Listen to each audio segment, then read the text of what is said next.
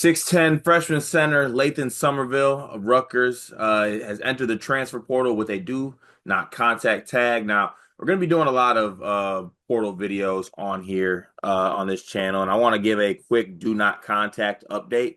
I feel like people take that as, oh, like that player already has a destination picked. That's not necessarily the case. I think a lot of these players have agents now, so they basically want all the work to be done through their agent so he can milk a school for any penny that they might have and or shop their client around. So just throwing that out there immediately because immediately when Somerville went in, I'm seeing, oh, do not contact. He's already got his destination pick. No, he's going through his agent. So like I said, 6'10" freshman, averaged a little over 8 points, 4 rebounds last season. He started to play a lot more towards the end of the season. I was a big fan of his coming out of high school. He's a bigger, kind of heavier set big, but he's very skilled. He gives me Dane Danger vibes. Now he's not Dane Danger. Don't get it twisted here though. But to have his size, his build, he moves pretty well. He can shoot. He's pretty good from the free throw line on top of that. So you're having a kid that I think has the skill set. He just kind of maybe needs to put some things together. But Dion, I'll throw it to you first for your thoughts on Lathan Sommerville. I mean, two quick things. Heavier set is crazy. I can say that because I'm heavy set. Like I feel like him and I both we wear a lot of black, um, and we wear compression shirts under our jerseys. Big fans of wintertime when you can rock the hoodies. Yeah, winners are for us. We love a good tech fit.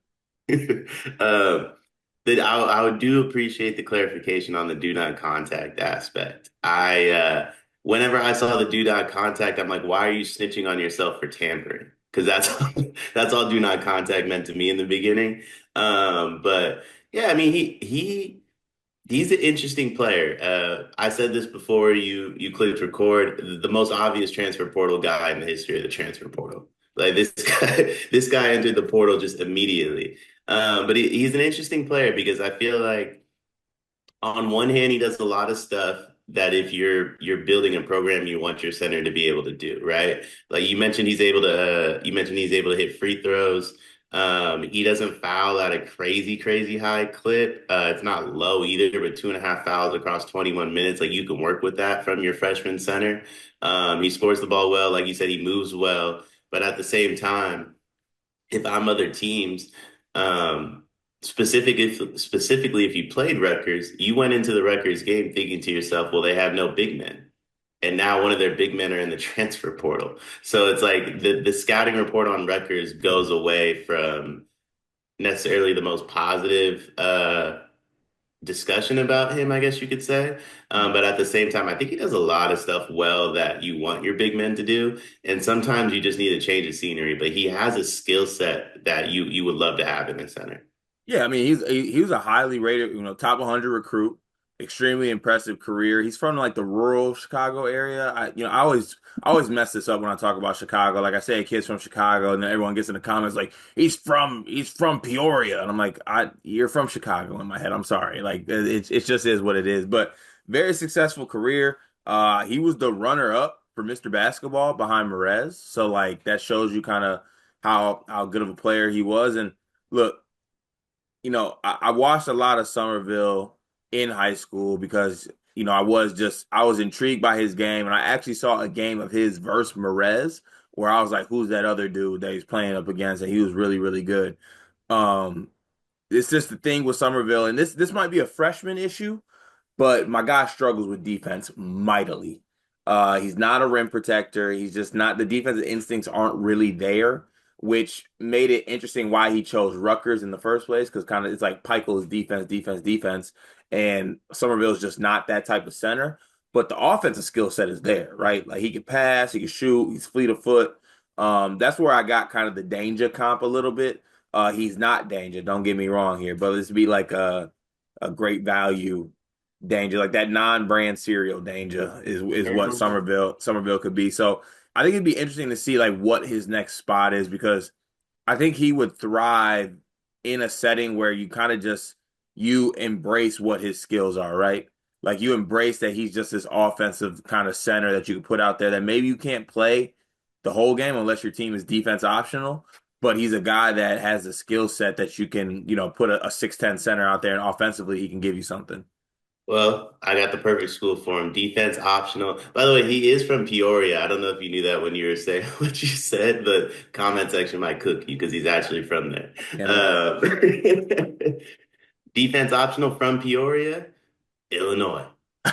They don't need a big though. They don't. They don't at all.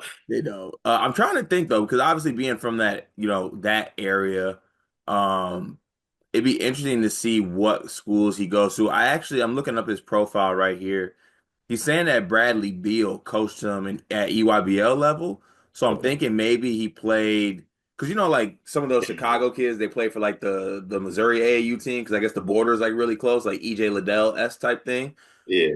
Missouri might not be a bad school for him, possibly. I can see them. They got a good amount of bag. I think also Missouri has like a 6'10", 300-pound freshman last season. So I don't know if they can just keep accumulating big fellas though. So this is gonna sound, I'm just gonna be honest, this is gonna sound stupid. I don't mind asking it though. How close is Kansas to Missouri? It's like it's in Missouri, right? Yeah, it's very close. Like very like Kansas State too. Kansas State could definitely be an option. I could definitely see Kansas State being an option. Also, how dare you look to me about geography? Like that's crazy. Like I'm not the guy for that. Like what are you talking? I can't believe you just put me in that position. Well, yesterday you looked to me. What was the question you asked me on the full episode? I was like, I got no Oh, I idea. was asking for a phrase. You're like, I got nothing for you. But no, it'll be interesting to see where he goes. I think you don't find a lot of guys his size with the skill set that he has. And 8 points and 4 rebounds in 21 minutes a game. I think there's something that you can work with there. Offensive skills are there. You just got to figure out what you can do with him defensively. But it'll be interesting to see where Somerville ends up when he has a list. Maybe some schools get kind of nailed down. We'll have some more videos up here on the channel. It is March, and that means that March Madness is upon us. And if you are looking for a place to play, Underdog Fantasy has you covered. Sign up and deposit using code SLEEPERS, that's code SLEEPERS, to receive up to $1,000 in bonus credit plus a free pick. Head over to Underdog Fantasy today and use promo code SLEEPERS to take advantage of this amazing offer.